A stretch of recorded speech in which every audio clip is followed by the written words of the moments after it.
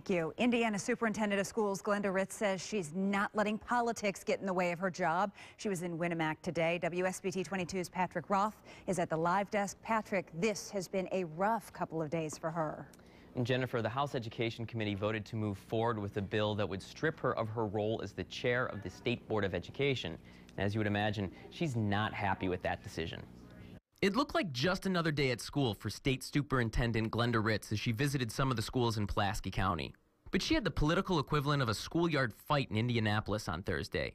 She walked out of the House Education Committee after reading a statement without answering any questions. Oh, it's not the chairmanship. They should be addressing the roles of the board and the department and the superintendent, so we have clarity on what those roles are. There's been a great deal of dysfunction on our State Board of Education, and I think the legislature really needs to take a serious look at the state board and how it's set up. That's all under the prerogative of the General Assembly. While Ritz was elected the state superintendent, her powers within that role are defined by the legislature.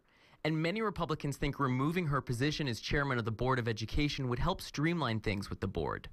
I think there's been a lot of frustration from a lot of sectors, specifically in the education community, with the dysfunction at the State Board of Education level. But that frustration wasn't evident today.